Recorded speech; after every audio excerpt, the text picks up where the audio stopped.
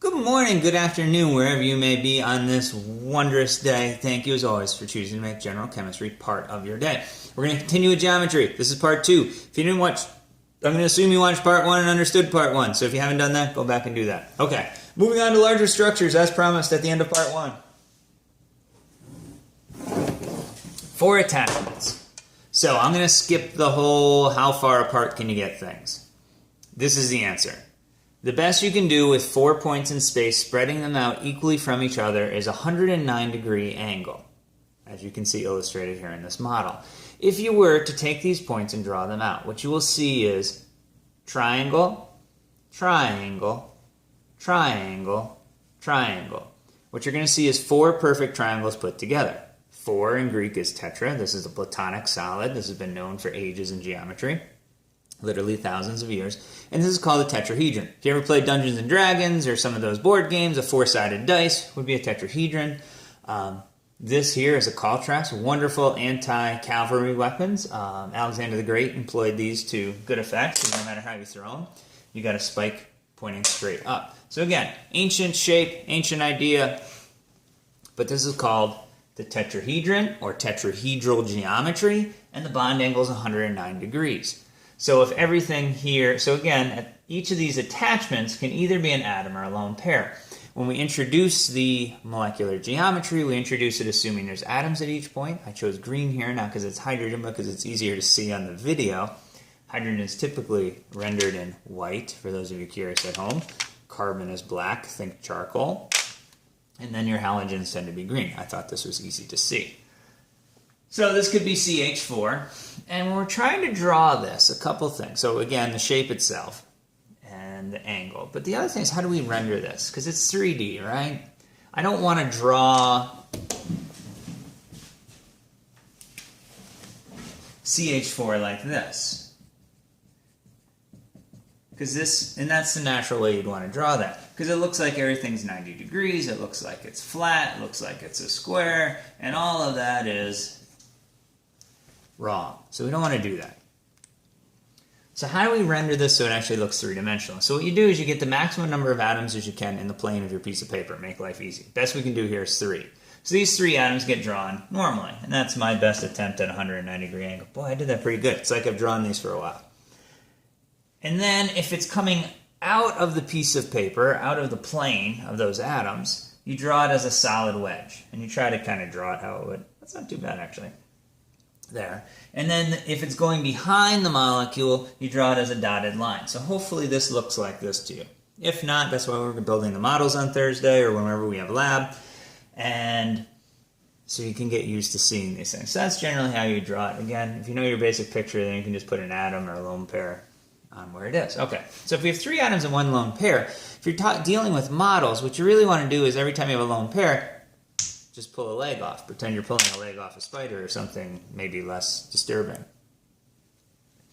And I'll put this here just to illustrate there are lone pairs there. They're taking up space. That's why we get the shape we have. But if we're talking about the actual geometry, we're looking at where the atoms are. So now if you look at what we have a pyramid.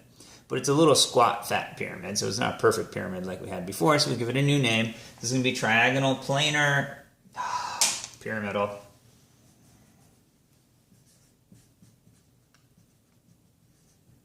That's a bad mistake on my part. Triagonal or trigonal pyramidal, or pyramidal, depending on your pronunciation. So trigonal pyramidal. Trigonal pyramidal. Got it, I think. All right, regardless, there's ammonia. Now remember, lone pairs repel more, so it makes our angle just a smidge less than ideal, so it's going to be a little bit less than 109. For example, in NH3, it's 107 degrees. If we were to have 2 lone pairs and 2 atoms, we're going to do the same thing. So we do our, if we're doing our, let's do our loops and sticks. 1, 2, 3, 4, and we can do the same thing over here. 1, 2, 3, 4. We have 4 loops in all of these pictures, and this tells me this is my base. And then again, we have to think about the question mark. Is it a lone pair or is it an atom? And if you notice, I change actually which one I cover up as I go. So in this particular case, we have 2 lone pairs, so 2 of these legs are going to be unoccupied. Again, they take up space, they're there, I think they're important, but if we look at the geometry from the atoms, all we're seeing is something that is bent. So this would be bent. The angle is a little less than 109. And again, for example, water is 105. So again, with the models, you just pull one of the legs off. If you want to put bunny ears on there to illustrate why it's the shape it is, that's not a horrible idea. But when we talk about the geometry, we're just talking about the atoms and not the paddles. Hopefully this makes sense.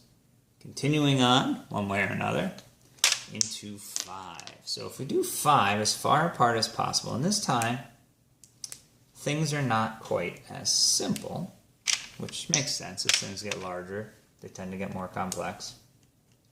Let me just look at this for a second. And I've done this in 2 different colors intentionally. So we have 5. And if we look around here, we form a perfect triangle with the whites. They're all in a single plane. It's a nice triangle. And then we have straight up and straight down from there. So this creates a triangle-based pyramid on top. And if we flip the molecule, we get a triangle-based pyramid on the other side. So we have 2 triangle-based pyramids together. So we call this trigonal bipyramidal. If we look at the angles, you can see from the green to the white is 90 degrees, and then from white to white is 120 degrees. Again, 360 degrees describe a circle. We have a triangle inside that, or we can form a circle, around that with 3 angles. 360 divided by 3, it's 120. If you use a little bit of logic, you might not have to memorize quite as much stuff. Okay, so that's supposed to be that picture again. Solid wedge means coming out of the plane of the piece of paper. Dotted wedge means going back in the plane of the piece, behind the plane of the piece of paper. Whew. 5 atoms, such as PF5, again, would be trigonal bipyramidal. We have 2 different angles now, 90 and 120 degrees. Okay, so up until this point, every stick has been identical, so I haven't talked about where to put the lone pairs. Just put them anywhere, they're all identical. This is no longer true. If I spin around the green, it looks very different than if I spin around the white. Okay, so the Earth spins on its, very good, axis. So these green positions form the axis of the molecule, or we call them axial positions. Around the center of the Earth, or around the middle of the Earth, or the belly of the Earth, is the equator. So we call these equatorial positions. If we want to put the lone pair somewhere, we're going to put it on the axis or the equator. Remember, lone pairs have more repulsive forces, so we're going to put them where there's the most room. And by most room, we usually look at the worst interactions and try to minimize those. So if we look at the equator, there are 2 nearest neighbors 90 degrees apart. If we look at the axis, it has 3 nearest neighbors 90 degrees apart. 2 is better than 3 as far as separation. So the equator is going to be where we want to put the lone pairs. That's the scientific answer. The Dr. Wirgo answer is, would you rather live at the North Pole? Remember, 6 months of darkness, polar bears, everything's white. There is Santa's workshop, so, that may be a deciding factor for you. But again, freezing cold, darkness, or you can live at the equator where it's night. You could pick a nice elevation, have like 75-degree weather every day. It'd be wonderful. You pretend you're in some place like that. Okay.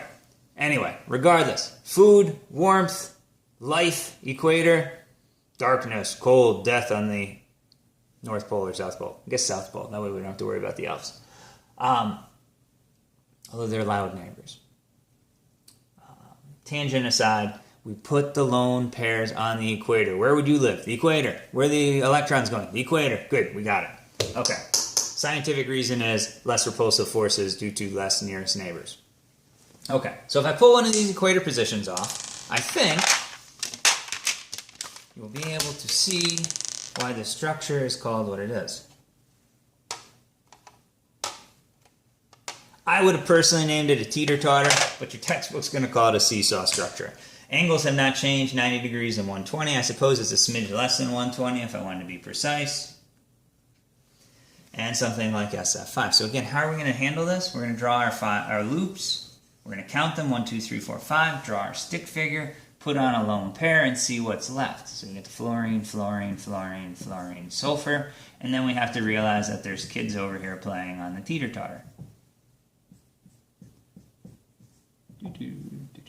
There you go, seesaw structure. So there's our people on the seesaw, and you get the idea. We can put a second lone pair on. Remember, they always go on the equator.